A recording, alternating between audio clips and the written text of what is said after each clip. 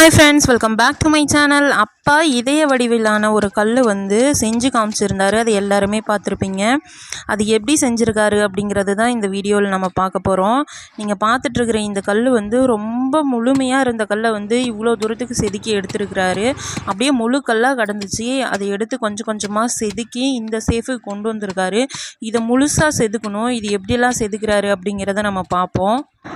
அப்பா செய்யக்கூடிய எல்லா மாக்கல் பொருளுமே வந்து கையில் செஞ்சு கொடுக்கக்கூடிய பொருள் தான். கல் சட்டியெல்லாம் வந்து கையில் செஞ்சு கொடுக்குறதுனால அது லாங் டைம் நம்ம வந்து வச்சுக்க முடியும்.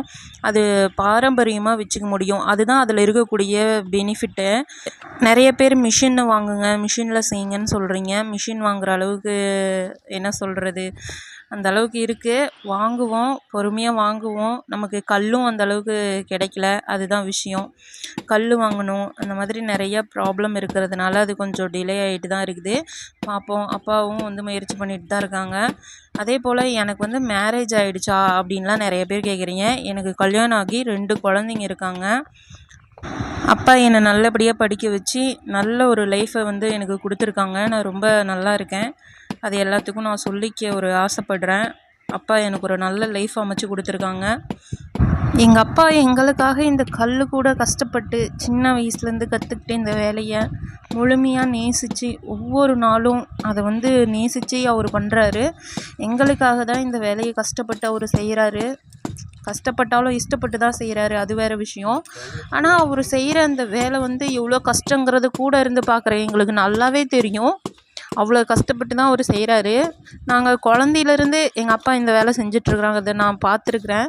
எங்கள் அப்பா கூட நான் உட்காந்துட்டு வேடிக்கை பார்ப்பேன். இந்த கல் இப்படி செதுக்கணுமா, அப்படி செதுக்கணுமான்னு இப்போ எப்படி வீடியோவில் நான் கேட்குறேனோ அந்த மாதிரி தான் அப்பா கிட்டே கேட்டுகிட்டே இருப்பேன். நாங்கள் இந்த மாதிரி வேலை செய்கிற இடத்துக்கு போயிட்டு நாங்கள் தூங்கவெல்லாம் செஞ்சுருக்கோம். அந்த கல்லுலேயே படுத்து ஒரு சாக்கு பை போட்டு எங்களை தூங்கவெல்லாம் வச்சுருக்காங்க குழந்தைங்களில். அதெல்லாம் வந்து அவ்வளோ ஸ்வீட் மெமரியாக இருந்தது. இன்றைக்கி கல்யாணம் பண்ணி போயிட்டேன் வேறு வீட்டுக்கு. ஆனாலும் நம்ம வீட்டுக்கு வந்துட்டால் எனக்கு அவ்வளோ ஒரு சந்தோஷமாக இருக்கும். அப்பா வேலை செய்கிறத பார்க்குறதுக்கு எனக்கு அவ்வளோ சந்தோஷமாக இருக்கும். அங்கே உட்காந்து அப்பா வேலை செய்கிறதுக்கு அந்த சவுண்டை கேட்க கேட்க அவ்வளோ என்னமோ சங்கீதம் மாதிரி இருக்குங்க. நான் இப்படியெல்லாம் சொல்கிறேன், நீங்கள் எதுவும் நினைக்காதீங்க. உண்மையே சொல்கிறேன், நிஜத்தை சொல்கிறேன். அந்த சவுண்டு வந்து எங்களுக்கு அவ்வளோ ஒரு சந்தோஷமாக இருக்கும். சக்கு சக்கு சக்கு சக்கு சக்குன்னு வெட்டுற அந்த சவுண்டு, அது வந்து அவ்வளோ சூப்பராக இருக்குங்க. அப்பா ஒவ்வொரு டைமும் கஷ்டப்பட்டு ஒவ்வொன்றும் எங்களை படிக்க வச்சது. நாங்கள் வந்து கவர்மெண்ட் ஸ்கூலில் தான் படித்தோம். ஆனாலும் அந்த ஸ்கூலில் படிக்க வைக்கிறதுக்கே நிறைய போராட்டங்கள், நிறைய கஷ்டங்கள், இதெல்லாம் தாண்டி தான் எங்கள் அப்பா எங்களை வந்து இந்த அளவுக்கு உருவாக்கியிருக்காரு. அவரோட இத்தனை கால உழைப்பும் அவரோட இத்தனை கால தியாகமும் எங்களுக்கானது மட்டும்தான். எங்களுக்காக மட்டும்தான் அவர் வந்து இவ்வளோ தூரத்துக்கு கஷ்டப்பட்டுருக்கிறாரு. எங்கள் அப்பாவை கண்டிப்பாக நான் நல்லா பார்த்துக்குவேன். இன்றைக்கும் என்ன ஒரு குழந்த மாதிரி தான் எங்கள் அப்பா பார்த்துக்கிறாரு. இப்படியெல்லாம் சொல்கிறேன்னு நீங்கள் எதுவும் தப்பாக நினச்சிக்காதீங்க. நிறைய பேர் கமெண்ட் பாக்ஸில் வந்து உங்கள் அப்பாவை நீ பார்த்துக்க மாட்டேங்கிற, நீ கஷ்டப்படுத்துகிற, நீ வீடியோக்காக போடுற அப்படின்லாம் சொல்கிறாங்க. அப்படிலாம் கிடையாது. எங்கள் அப்பா எனக்கு எப்போவுமே எங்கள் அப்பாங்க. அப்பான்ற வார்த்தைக்கு மேலே என்னங்க இருக்குது சொல்கிறதுக்கு. எங்கள் அப்பா நான் அப்பான்னு கூப்பிட்ட இடத்துல இன்றைக்கி எத்தனையோ லட்சம் பேர் எங்கள் அப்பாவை அப்பா அப்பா அப்பா அப்பான்னு கூப்பிடுறாங்க. அதை விட எனக்கு பெரிய சந்தோஷம் வேறு எதுவுமே இல்லை. எங்கள் அப்பாவுக்கு அது மிகப்பெரிய சந்தோஷம். எல்லோரும் அப்பான்னு என்னை கூப்பிடுறாங்கன்றது அவருக்கு வந்து அவ்வளோ பெரிய சந்தோஷம்.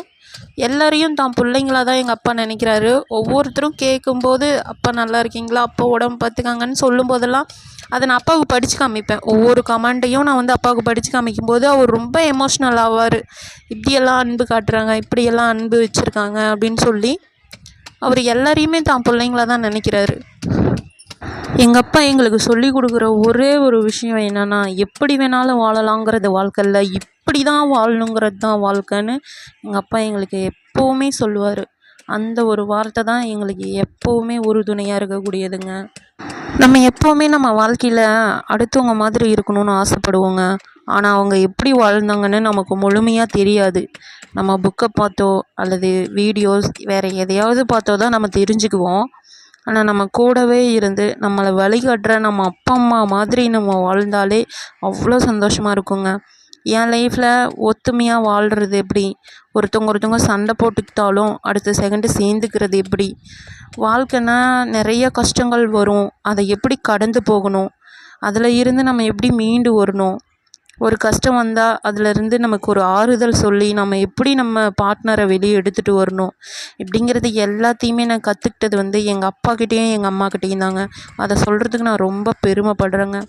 2 பேரும் அவ்வளோ ஒரு அந்யோன்யமாக விட்டு கொடுக்காம அவ்வளோ ஒரு சந்தோஷமாக ஒருத்தர் அவ்வளோ நேசித்து அவ்வளோ அன்போடு அவங்க இருக்கிறாங்க.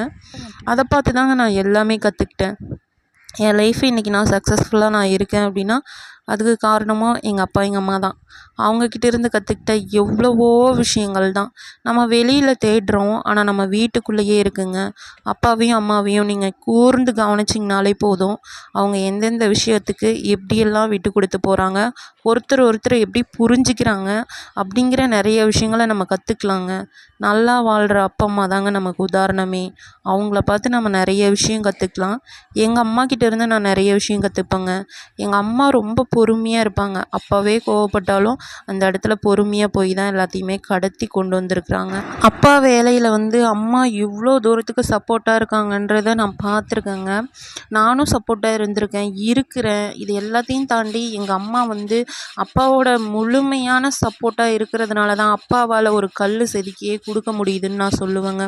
இப்போ ஒரு கல் சட்டியே செஞ்சுட்டா கூட அந்த கல் சட்டி செய்யறதுக்கு மண் அள்ளணும், அதுக்கப்புறம் கல் உடச்சி அதுக்கப்புறம் அந்த கல்லை வந்து சேஃபுக்கு செதுக்கி கொண்டு வந்து வீட்டுக்கு கொண்டாந்து போட்டதுக்கப்புறம் செதுக்கும் போது அப்பாவுக்கு வந்து ஒரு எல்லா பணிவடைகளும் அம்மா வந்து செஞ்சு கொடுப்பாங்க. கண்டிப்பாக அந்த கல் செதுக்கினதுக்கப்புறம் அதை நீட்டாக க்ளீனாக தொடச்சிட்டு அதை வந்து சாதம் அடித்த கஞ்சி தண்ணி பக்குவமாக எடுத்து வச்சுருந்து அதை வந்து சீசனிங் பண்ணுற ப்ராசஸ் எல்லாமே பண்ணி விறகு அடுப்பில் வச்சு அந்த சீசனிங் பண்ணி கொடுக்குறதுலேருந்து எல்லாமே அம்மா தான் பண்ணுறாங்க.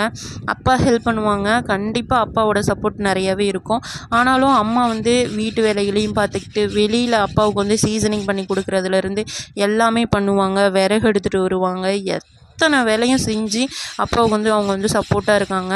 அப்பா படுற ஒவ்வொரு கஷ்டமும் அம்மாவோட உறுதுணை இல்லாமல் அப்பாவால் முழுமையாக எதுவுமே செய்ய முடியாதுங்கிறதையும் நான் புரிஞ்சுக்கிட்டேன். இப்படி ஒவ்வொருத்தவங்களும் அவங்க ஹஸ்பண்டுக்கு வந்து கண்டிப்பாக சப்போர்ட்டாக இருக்கணும் அப்படிங்கிறத நான் புரிஞ்சுக்கிட்டதுனால தாங்க இன்றைக்கி நானும் வந்து ரொம்ப நல்லா இருக்கேன், சந்தோஷமாக இருக்கேன். ஒரு லைஃப் வந்து ஒரு அண்டர்ஸ்டாண்டிங்கோடு கொண்டு போயிட்டுருக்கோம். அது என்றைக்குமே எல்லாமே வந்து எங்கள் அப்பா எங்கள் அம்மாவால் தான் நான் சொல்லுவேன். இதே போல் என் பிள்ளைங்களுக்கும் நான் வந்து ஒரு வழிகாட்டியாக இருப்பேன். நல்ல ஒரு பேரண்ட்ஸாக நான் நடந்துக்குவேன் அப்படிங்கிறத நான் இங்கே பதிவு பண்ணவே விரும்புகிறேங்க. என் பிள்ளைங்களுக்கு நான் நல்லது சொல்லி கொடுக்கணும், நல்லது காமிக்கணும், நல்லது தான் செய்யணும் அப்படிங்கிறது எல்லா பெற்றோருடைய ஒரு விருப்பமும் கனவு, நல்ல ஒரு எண்ணமும் கூட. அந்த மாதிரி தான் நம்மளும் வாழணும், நானும் வாழ்ந்து காமிக்கணும் என் பிள்ளைங்களுக்கு. கண்டிப்பாக எல்லாரும் அப்படியே இருப்போம்.